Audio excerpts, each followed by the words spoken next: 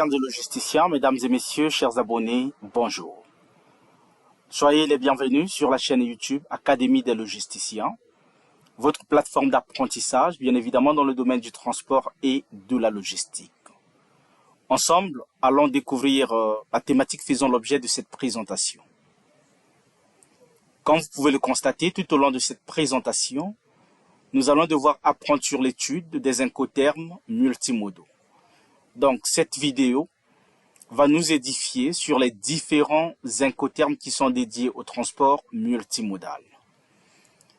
Il est tout aussi important de préciser que cette présentation fait suite à une série de vidéos que nous avions mis à votre disposition depuis un certain temps. Et donc, si vous voulez avoir la première partie, prière bien évidemment de consulter notre chaîne Académie des logisticiens.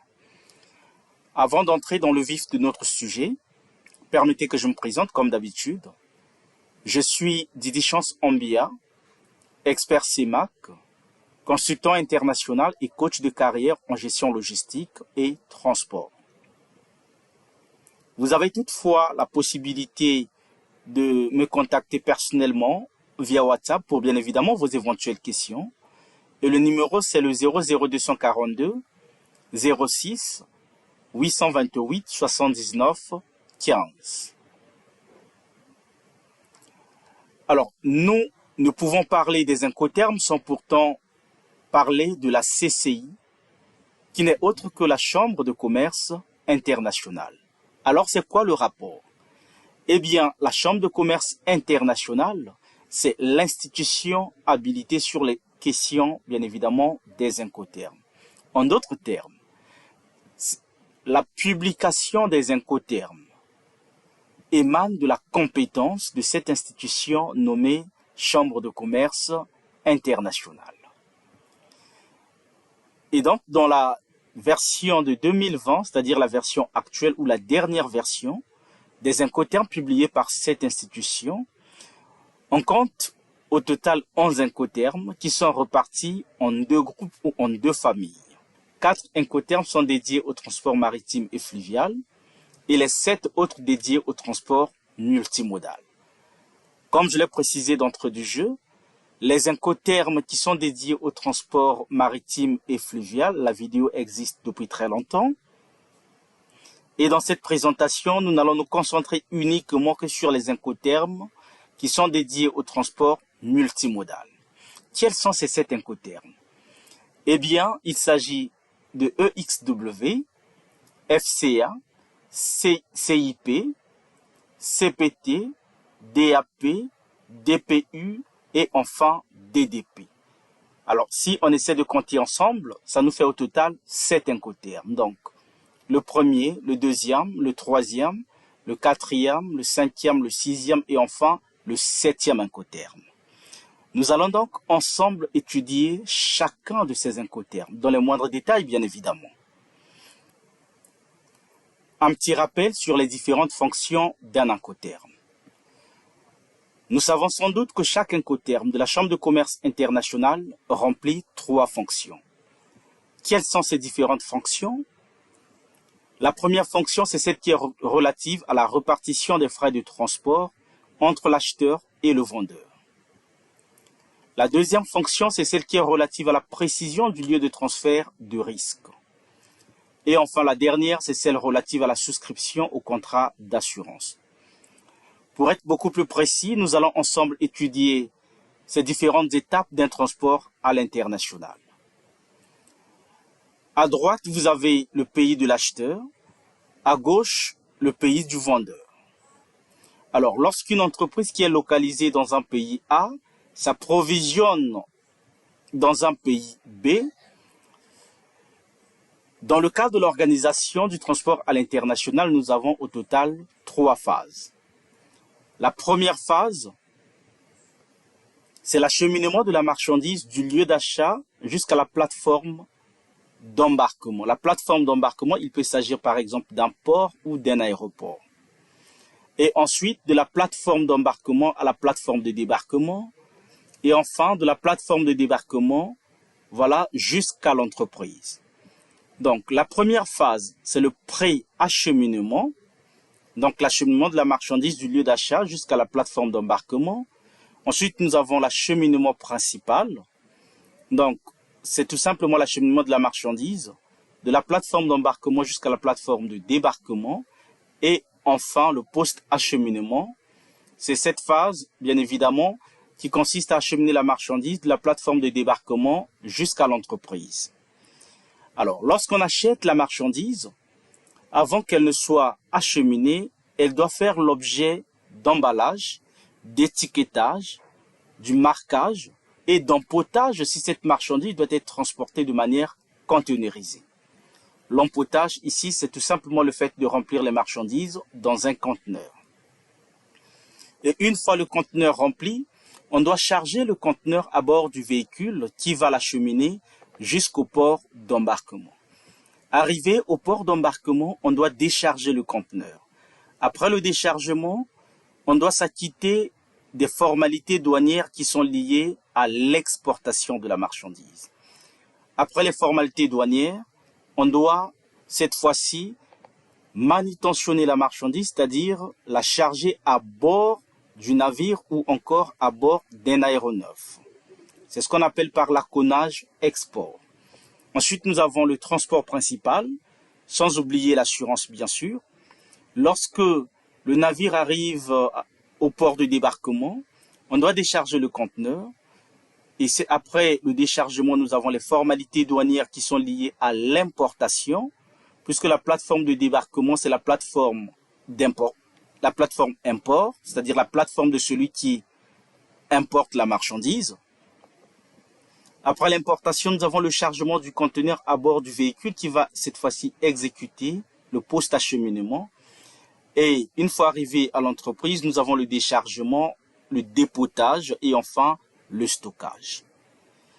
Alors mes très chers académiciens, j'espère que vous avez très bien compris ces différentes opérations logistiques ainsi que les différentes phases du transport qui interviennent lorsqu'une entreprise achète à l'international ou dans un pays étranger.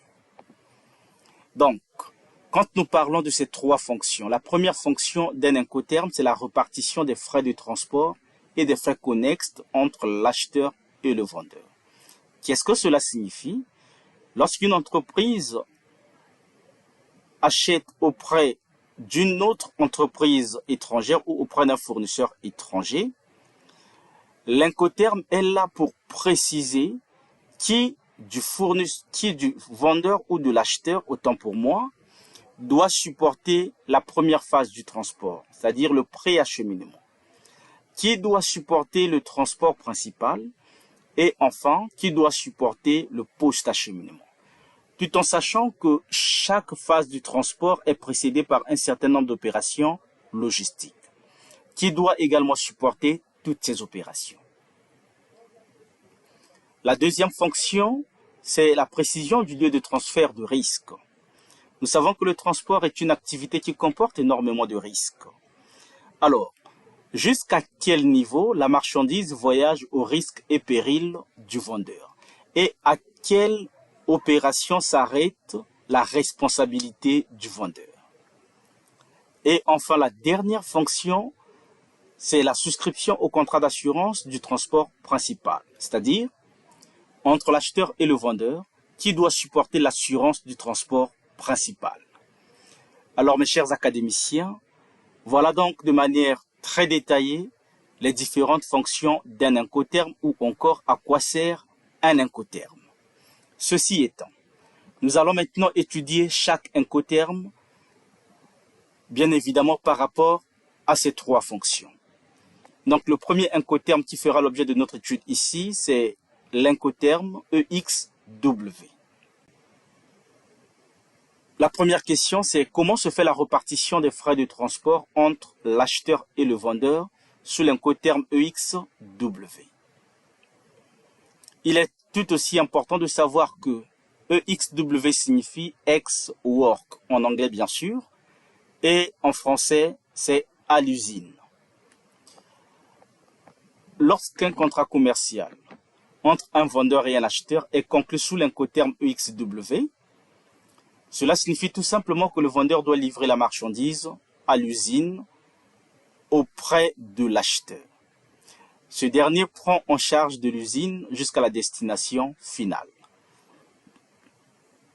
Donc, c'est-à-dire, lorsqu'un contrat entre un vendeur et un acheteur est conclu sous l'incoterme EXW, cela signifie que le vendeur doit tout simplement remettre la marchandise à l'acheteur à la sortie de son usine. Voyons maintenant la deuxième fonction. Quel est le lieu du transfert de risque entre l'acheteur et le vendeur?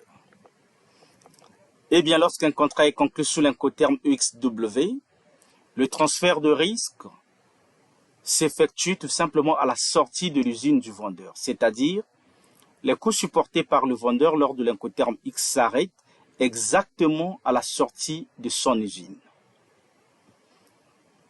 Et la dernière fonction, qui des deux supportera l'assurance du transport principal?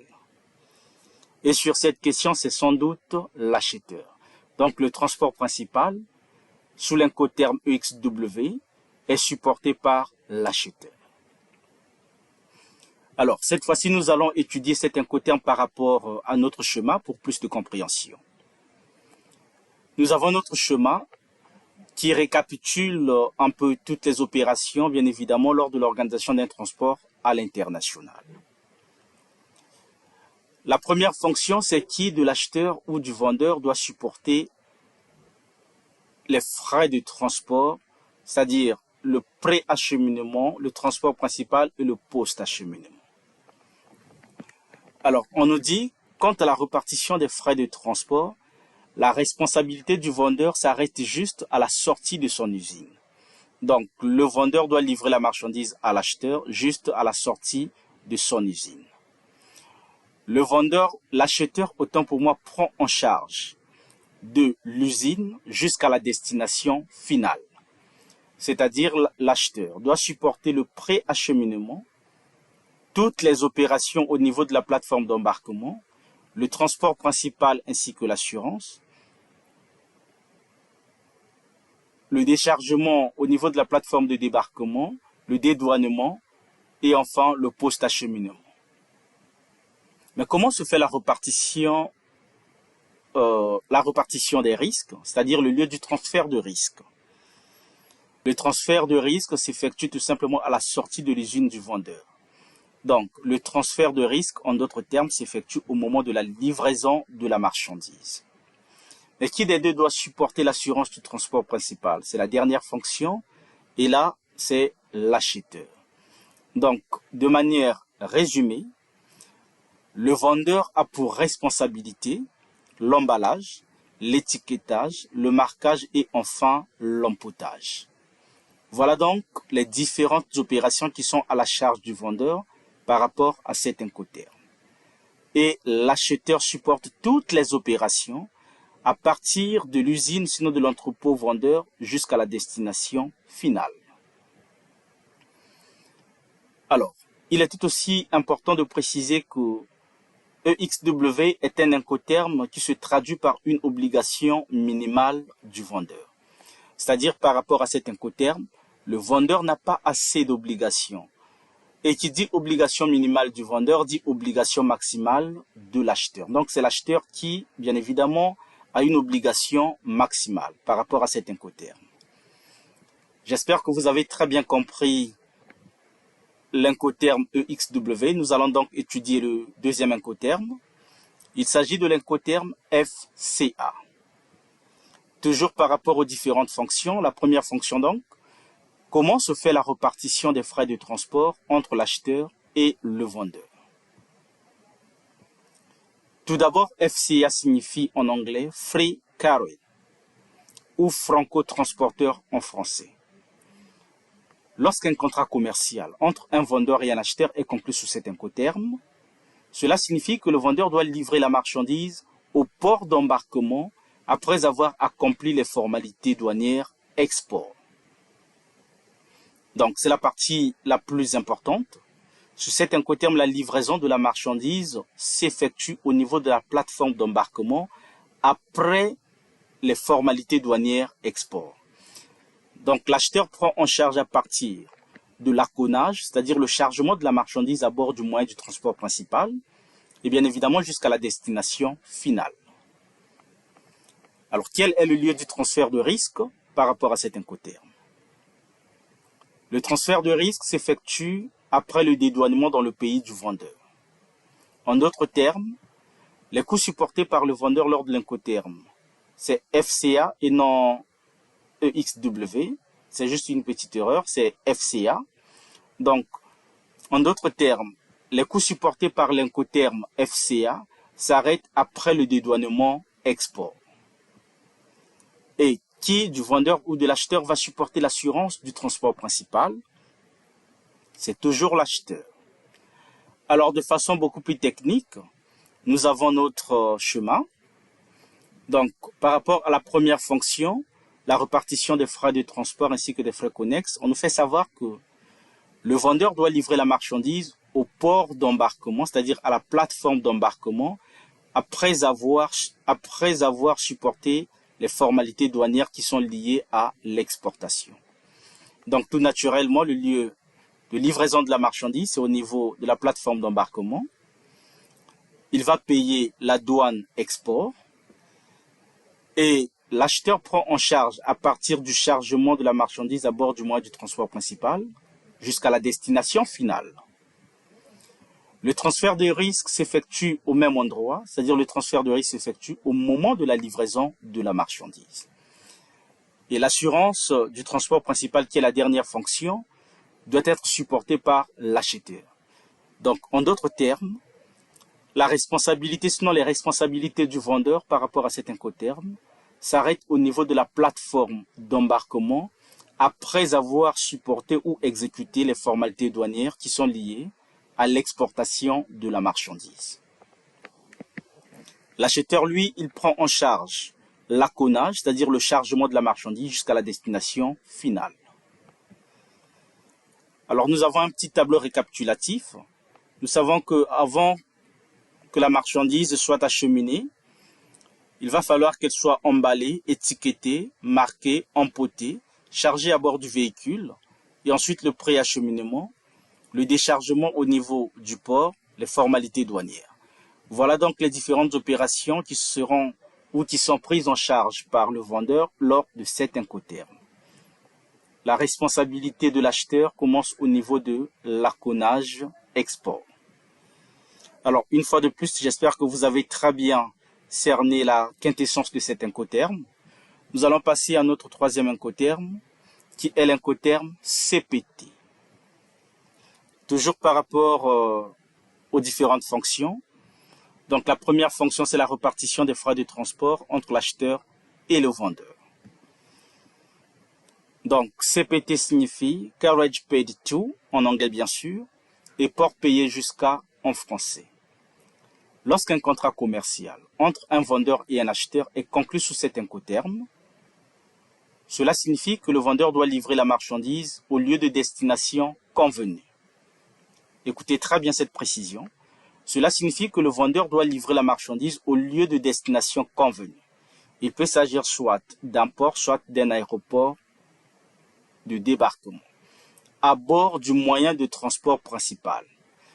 Donc, le vendeur doit livrer la marchandise au lieu de destination convenu, mais il ne doit pas décharger la marchandise du transport principal. L'acheteur, lui, il prend en charge à partir du déchargement et jusqu'à la destination finale. Comment se fait le transfert de risque? Et donc, le transfert de risque s'effectue lorsque les marchandises sont remises au premier transporteur. Pourquoi cette précision du premier transporteur? Eh bien, parce que nous parlons du transport multimodal, qui n'est autre que la combinaison de plusieurs modes de transport pour exécuter une seule opération logistique sur la base d'un contrat unique. Donc, lorsque les marchandises sont remises au premier transporteur, c'est là que doit s'effectuer bien évidemment le transfert de risque. Les coûts supportés par le vendeur lors de cet incoterm s'arrêtent au port de débarquement avant le déchargement. Donc, sous l'incoterm CPT, le vendeur doit livrer la marchandise au port de débarquement, mais sans être déchargé. Et le transfert de risque s'effectue lorsque les marchandises sont remises au premier transporteur. La dernière fonction qui est la souscription au contrat d'assurance du transport principal. Et donc, l'assurance du transport principal est supportée par l'acheteur. Alors, mesdames et messieurs, voilà quelques informations sur l'Incoterm CPT. Et donc, de façon beaucoup plus technique, sur la répartition des frais de transport entre ces deux protagonistes, on nous fait savoir que le vendeur doit livrer la marchandise au lieu de destination convenu, donc au port de débarquement. Et voilà. Seulement, il ne doit pas décharger la marchandise. Il ne doit pas supporter ou payer le déchargement de la marchandise. L'acheteur paye le déchargement et supporte toutes les charges jusqu'à la destination finale. Mais quel est le lieu du transfert de risque? Est-ce que le transfert de risque doit s'effectuer au moment de la livraison de la marchandise? Malheureusement, non. On nous dit le transfert de risque s'effectue lorsque les marchandises sont remises au premier transporteur. Où est-ce qu'on doit remettre la marchandise au premier transporteur? Eh bien, c'est au niveau de la plateforme d'embarquement. Donc, le transfert de risque s'effectue au niveau de la plateforme d'embarquement, mais la livraison de la marchandise s'effectue au niveau de la plateforme de débarquement sans être déchargée. Alors, un petit tableau récapitulatif.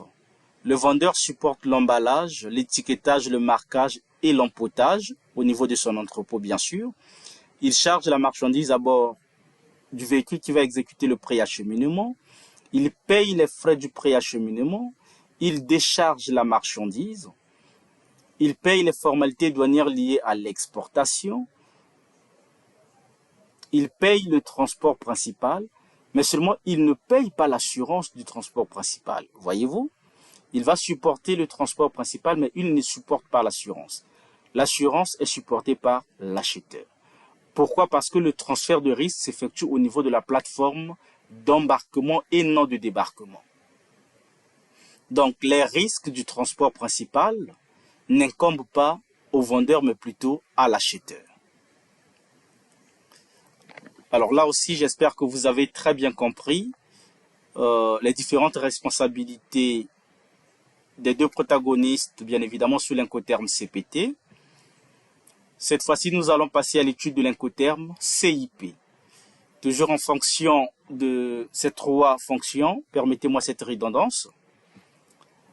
La première fonction, c'est toujours la répartition des frais de transport entre le vendeur et l'acheteur. Comment cela se fait? Eh bien, l'Incoterm CIP signifie Carriage and Insurance Paid To. Alors, comprenez que je ne suis pas anglophone, hein, donc la prononciation peut ou ne pas être au rendez-vous. Soyez indulgents. Qui signifie en français port payé, assurance comprise jusqu'à. Alors, lorsqu'un contrat commercial entre un vendeur et un acheteur est conclu sous l'Incoterm CIP, cela signifie que le vendeur doit livrer la marchandise au port ou à l'aéroport de débarquement à bord du moyen de transport principal. C'est pratiquement la même chose avec l'Incoterm précédent. L'acheteur, lui, il prend en charge à partir de la manutention et bien jusqu'à la destination finale. Mais la différence, c'est à quel niveau? Peut-être au niveau du transfert de risque. On va découvrir ça tout à l'heure. Et donc, sous l'Incoterm CIP, on fait savoir que le risque de perte ou de dommage passe à l'acheteur une fois que les marchandises ont été remises au premier transporteur. Donc, il n'y a toujours pas de différence. Regardons au niveau de l'assurance. Qui supporte l'assurance? Eh bien, l'assurance du transport principal est supportée par le vendeur. C'est bien évidemment ce qui fait la différence entre ces deux Incoterms. Donc, avec le précédent, c'est l'acheteur qui supporte l'assurance du transport principal. Et avec celui-ci, c'est le vendeur qui doit supporter l'assurance. Il doit obtenir à ses frais une assurance qui couvre un minima de 110% de la valeur de la marchandise transportée. Pour bien comprendre cette partie de 110%, il va falloir que je vous propose une application ou un cas pratique. Donc, prière de vous abonner au maximum pour ne pas rater la suite de cette formation. Alors, de façon beaucoup plus technique, sous l'Incoterm CIP, Le vendeur doit livrer la marchandise au port de débarquement sans être déchargé. Le transfert de risque s'effectue lorsque les marchandises sont remises au premier transporteur. Donc le transfert de risque s'effectue au niveau de la plateforme d'embarquement et l'assurance du transport principal est supportée par le vendeur. Très bien.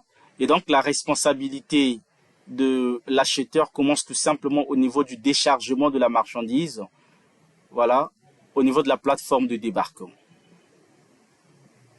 Donc toutes les opérations de l'entrepôt vendeur jusqu'à la plateforme de débarquement incombent au vendeur. L'acheteur, lui, il prend en charge à partir de la plateforme de débarquement. Donc la seule différence entre l'incoterme CPT et l'incoterme CIP, c'est au niveau de l'assurance. Passons alors à l'étude de l'incoterme DAP. Par rapport à la première fonction qui est la répartition des frais de transport, on doit comprendre que DAP signifie Delivery at Place, en anglais bien sûr, en français rendu au lieu de destination. Alors, lorsqu'un contrat commercial entre un vendeur et un acheteur est conclu sous cet incoterme, cela signifie que le vendeur doit livrer la marchandise au lieu de destination convenu, généralement dans le pays de l'acheteur, c'est-à-dire au niveau de la plateforme de débarquement, mais sans être déchargé. L'acheteur, lui, il prend en charge à partir des formalités douanières import jusqu'à la destination finale. Le transfert de risque s'effectue à quel niveau? Eh bien, sous l'incoterme DAP, le transfert de risque s'effectue lorsque les marchandises sont remises à l'acheteur au lieu de destination convenu, avant le déchargement. Donc, le transfert de risque s'effectue au niveau de la plateforme de débarquement avant le déchargement de la marchandise. Cela signifie que le vendeur est responsable des risques et dommages jusqu'à ce lieu spécifié. Mais qui des deux doit supporter l'assurance? Eh bien, sous l'incoterme DAP, c'est le vendeur qui supporte l'assurance de transport principal. Techniquement parlant, le vendeur doit livrer la marchandise au niveau de la plateforme de débarquement, à bord du moyen de transport bien sûr, sans être déchargé, en d'autres termes. Le transfert de risque s'effectue au même endroit. Alors, et donc d'après notre tableau récapitulatif, le vendeur supporte toutes les opérations de l'emballage et bien jusqu'à l'assurance du transport principal. La responsabilité de l'acheteur commence au niveau de l'accounage, c'est-à-dire le déchargement de la marchandise à bord du moyen de transport principal. Alors, permettez-moi cette expression, moyen du transport principal, c'est pour faciliter la compréhension. Sinon, professionnellement parlant, on doit parler du vecteur de transport et non moyen de transport. C'est beaucoup plus professionnel. Or, pour faciliter la compréhension, bien évidemment, nous optons pour le moyen de transport. Passons à l'étude de l'incoterme DPU. Comment se fait la répartition des frais de transport entre l'acheteur et le vendeur? Eh bien, DPU signifie Delivered at Place You Now Did. Voilà. En français, rendu au lieu de destination déchargé. C'est bien précisé. Lorsqu'un contrat commercial entre un vendeur et un acheteur est conclu sous cet incoterme, cela signifie que le vendeur doit livrer la marchandise au lieu de destination convenu, généralement dans le pays de l'acheteur. Mais cette fois-ci, après le déchargement. C'est-à-dire le vendeur doit supporter le déchargement de la marchandise. Et la responsabilité de l'acheteur commence donc au niveau des formalités douanières liées à l'importation de la marchandise et cette fois-ci jusqu'à la destination finale. Le transfert de risque sous cet incoterme s'effectue au moment du déchargement des marchandises sur le lieu désigné par l'acheteur. Cela signifie autant pour moi tout simplement que le vendeur est responsable de la livraison jusqu'à ce lieu spécifié, c'est-à-dire après le dédouanement. Le risque passe à l'acheteur. Donc, juste après le dédouanement, après le déchargement, autant pour moi, le risque passe à l'acheteur. Mais qui supporte l'assurance du transport principal? Eh bien, c'est toujours le vendeur. Donc, de façon beaucoup plus technique, Le vendeur doit livrer la marchandise au port de débarquement après le déchargement. Voilà. Le transfert de risque s'effectue au moment de la livraison de la marchandise. Et c'est le vendeur qui doit également supporter l'assurance du transport principal. Donc la responsabilité de l'acheteur commence au l'aconnage, c'est le déchargement de la marchandise. Donc le vendeur doit décharger, là c'est juste. Et la responsabilité de l'acheteur commence au niveau des formalités douanières export. Très bien. Donc la responsabilité de l'acheteur commence à ce niveau. J'aurais dû colorer ça pour marquer la nuance et jusqu'à la destination finale. J'espère que vous avez très bien compris. Donc le vendeur supporte toutes les opérations de son entrepôt jusqu'au déchargement au niveau de la plateforme de débarquement et le transfert de risque s'effectue au moment de la livraison de la marchandise. La responsabilité de l'acheteur commence au niveau des formalités douanières import. Alors, passons à l'étude de l'incoterme DDP, je crois bien c'est le dernier. Comment se fait la répartition des frais de transport? DDP signifie Delivery Duty Paid, en anglais bien sûr, et en français rendu droit acquitté. Lorsqu'un contrat commercial entre un vendeur et un acheteur est conclu sous cet incoterme, cela signifie que le vendeur doit livrer la marchandise à l'endroit désigné dans le pays de l'acheteur. L'acheteur n'a que le déchargement à son entrepôt comme charge. Donc, en d'autres termes, le vendeur doit supporter toutes les opérations jusqu'à l'entrepôt de l'acheteur. Le transfert de risque s'effectue au moment du déchargement des marchandises sur le lieu désigné par l'acheteur, donc généralement à l'entreprise de l'acheteur. Cela signifie que le vendeur est responsable de la livraison jusqu'à ce lieu spécifié. Et l'assurance du transport principal, c'est toujours à la charge du vendeur. Donc techniquement, le vendeur supporte toutes les opérations de son entrepôt jusqu'à l'entreprise de l'acheteur. La seule responsabilité de l'acheteur, c'est tout simplement payer le déchargement de la marchandise. Et donc, par là, vous comprenez très bien que l'incoterme DDP, c'est carrément le contraire de l'incoterme EXW. Puisqu'avec EXW, la responsabilité du vendeur s'arrête juste à la sortie de son entrepôt. Avec DDP, la responsabilité de l'acheteur commence juste devant son entrepôt, donc au niveau du déchargement. Voilà, d'après le tableau récapitulatif, le vendeur supporte toutes les opérations, excepté le déchargement à l'entrepôt acheteur. Alors, mes très chers académiciens, j'espère que vous avez très bien compris la quintessence des incotermes qui sont dédiés au transport multimodal. Nous allons maintenant voir le tableau récapitulatif de tous ces incotermes. Sur la première ligne, vous avez toutes les opérations, emballage, étiquetage, marquage, empotage, le chargement à bord du véhicule, le pré-acheminement, le déchargement au niveau de la plateforme d'embarquement, les formalités douanières, export, aconnage ou chargement ou manutention, le transport principal, l'assurance transport principal, le déchargement import, formalité douanière import, le post-acheminement, le déchargement à l'entrepôt acheteur. Donc, lorsqu'un contrat est conclu sous l'incoterme EXW, la responsabilité du vendeur s'arrête juste au niveau de l'empotage et celle de l'acheteur commence au niveau du chargement à bord du véhicule pour exécuter le pré-acheminement. Sous FCA, la responsabilité du vendeur s'arrête juste après les formalités douanières export et celle de l'acheteur commence au niveau du chargement de la marchandise à bord du véhicule pour le transport principal. Sous CPT, la responsabilité du vendeur s'arrête au niveau du transport principal et celle de l'acheteur commence au niveau de l'assurance jusqu'à la destination finale. Sous l'incoterme CIP, le vendeur supporte toutes les opérations jusqu'à l'assurance. L'acheteur, sa responsabilité commence au niveau du déchargement, au niveau de la plateforme de débarquement et jusqu'à la destination finale.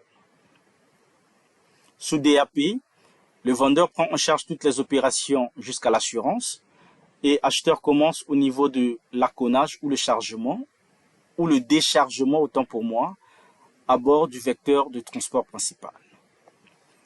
Sous DPU, le vendeur supporte toutes les opérations jusqu'au déchargement au niveau de la plateforme de débarquement et la responsabilité de l'acheteur commence au niveau des formalités douanières import. Sous DDP qui n'est autre que l'inverse de EXW, le vendeur supporte toutes les opérations excepté le déchargement au niveau de l'entrepôt acheteur.